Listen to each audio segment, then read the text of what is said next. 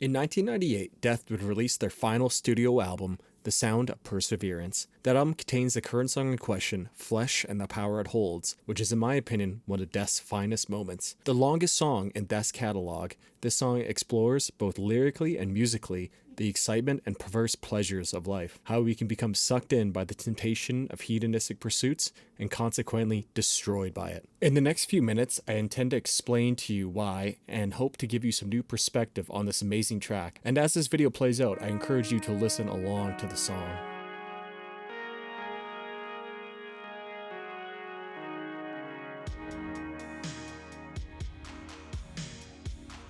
The song starts off with an innocent enough little lick on a lone guitar, a metaphor for the voice of curiosity which leads one to a new pursuit or to trying something new. Another guitar joins, harmonizing the first for only a brief moment, a voice acting as encouragement to actually try it. The harmonizing ends as quickly as it began, and the lone guitar's curiosity remains.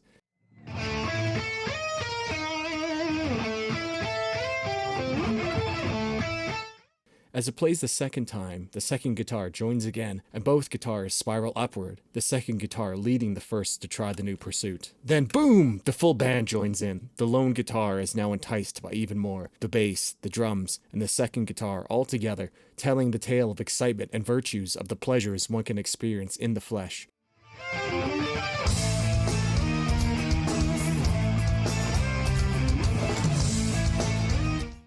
The drumming here is fantastic. Mr. Christie plays a very slinky and stuttering drum beat. The flourishes of double bass and snare rolls foreshadowing the disruptions that the pursuits of flesh will bring upon the person. The riff again spirals upward and ends with the full band playing a huge open power chord on G.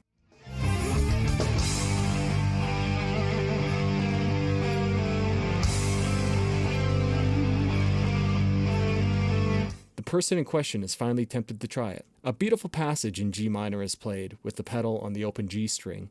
It represents the anticipation and building excitement of the first time. The rest of the band joins again, harmonizing the riff that keeps on being played. Yet, the pedal on the G remains, symbolic of the person still remaining despite the temptation and perceived pleasures of whatever pursuit he has been convinced to try out.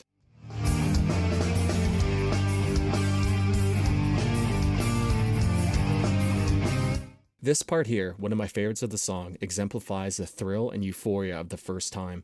It is a beautiful, awe-inspiring, and grand experience, and yet the person or the self, which is represented by the open G pedal note, is still there and is not yet consumed by the pleasures that the flesh can bring. The passage ends abruptly, and we get back to a lone guitar, playing something similar, yet different to the first passage of the song.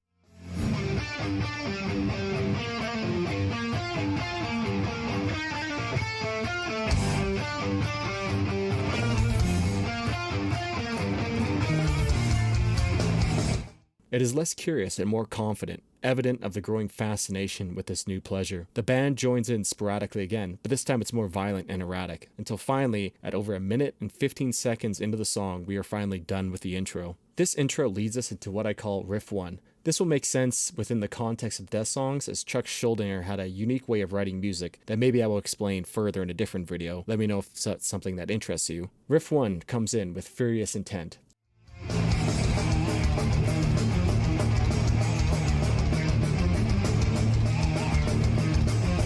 Person is now fully consumed by the pleasure of the flesh. Represented by a key change down to D Phrygian, the Phrygian scale is essentially the normal minor scale we're familiar with, but with a flattened second degree. The flat second gives the scale a very exotic and dark sound. In the first riff, in which the band explodes in ferocity, the flat second features very prominently in the riff. The song almost dwells on the flattened second here, giving it an exotic and almost perverse sound. Riff 1 represents the intense excitement and perverse rush of the pleasures of the flesh. It is fast and powerful. A short harmony section in it lets us know that beauty and awe still remains, albeit less so than before as the novelty wears off, forcing the user to continue deeper on the path.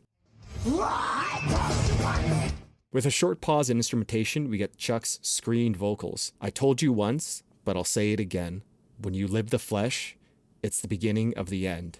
Riff 1 continues under these vocals. Perhaps during the whirlwind of excitement, the person in question remembers a warning from someone in his past, and these words float into his head. Or perhaps it is his conscience speaking out to him and crying out for him to stop. Yet the freight train momentum of the instruments overpower this warning, and we move on to the next passage.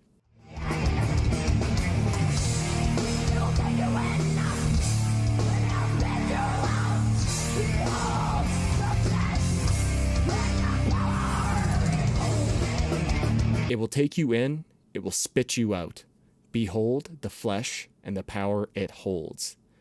This warning is spit out in anger during a period where the instruments take a back seat. The driving double bass keeps the momentum up as well. It is Chuck screaming his warning at the person. But alas, the pleasures of the flesh, represented by the continuous double bass, is far too strong, and the warning goes unheeded. We return again to riff 1, where perhaps the best line in Death's career is found. Passion is a poison laced with pleasure bittersweet, one of many faces that hide deep beneath. Chuck here is remarking on the fact that passion often can lead to both pleasure and secret pain. Hidden pain that laces the pleasure beneath the surface, brooding and doing damage sight unseen to the person. This riff again, focusing on that perverse flattened second, accentuates the point. Chuck then repeats his warning, but rather than going back to the rush and excitement of riff 1, it moves on to a new section, riff 2, although this is more like several riffs. This section is far less melodious and more syncopated. The pleasure and excitement of the pleasures of the flesh have taken a dark turn. It is an ugly riff with odd rhythms and unhinged drumming, representing the fast descent of the person.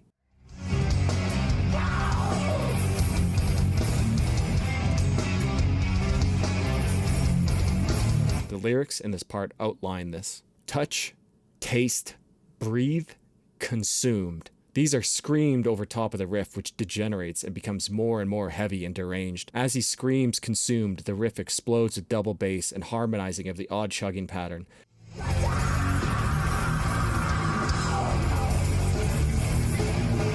At this point, the person has totally lost control, and the pleasures of the flesh have consumed the person in totality. Following that section, we get riff 3, which to me represents the whirlwind which envelops a person as at last they are consumed by their pursuit.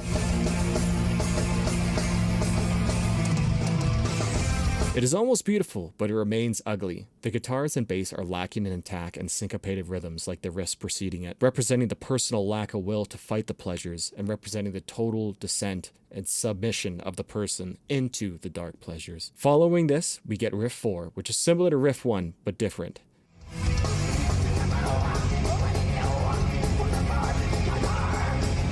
Chuck screams these lyrics over top of it. Deja vu, already knew, from the first encounter, but now I know, to let go, of words to speak no more. It's happened before and the person knew what would happen, yet he still has let go. The temptation of pleasures are far too intense. It overrides any rational thoughts. The power it holds over the flesh represented by the intensity of the instrumentation after. Riff 3 returns, and again we are subjugated to the whirlwind. Riff 4 comes again, and after we get these following lyrics. Like a wind upon your face, you can't see but you know it's there. When beauty shows its ugly face, just be prepared. Chuck here says you know of the dangers. You cannot see it, but you can feel it. If you choose to dive in, then you must be prepared to see the ugly face. To face Medusa, you need the mirrored shield, lest you be turned to stone. After Chuck screams, just be prepared, the song breaks down, slowing the tempo down and losing the aggressive speed, instead opting for a crushingly heavy rhythm reminiscent of the darkest and fastest parts of riff 3.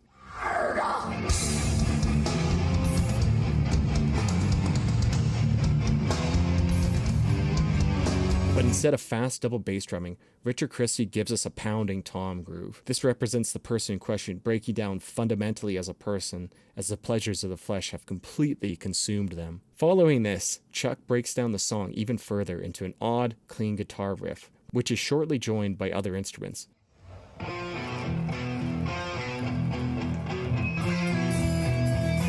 All of them playing odd arpeggios. We get to the first guitar solo here as well. This section, which serves to me to be emblematic of rock bottom, sees the person attempting to deal with the addiction to the pleasures which brought them here. The solo attempts to find its footing, but it is erratic and disjointed. There are small seeds of hopeful melodies spread throughout, but they are sparse. The band underneath the solo attempt to establish a melodic bass, some sort of stability, but in the end, all these efforts are futile.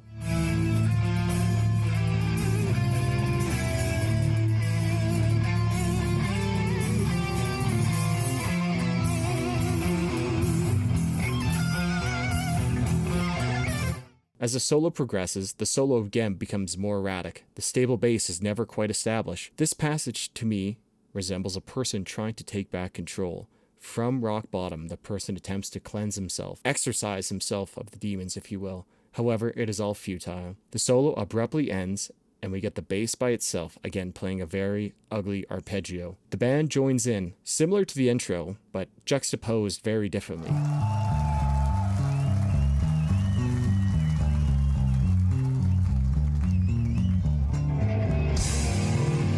Instead of a beautiful passage, we get one that is ugly. Ugly and perverse, the guitar chords outline the Phrygian scale once more. The person has succumbed to the pleasures of the flesh once again, despite their previous efforts. However, the relapse is not a beautiful and exciting experience like the first time. No, it is ugly, dark, and perverse. The band again explodes back into riff 1, but this time, due to the preceding passage, it's not as exciting and retains the dark and ugly sound of the previous passage.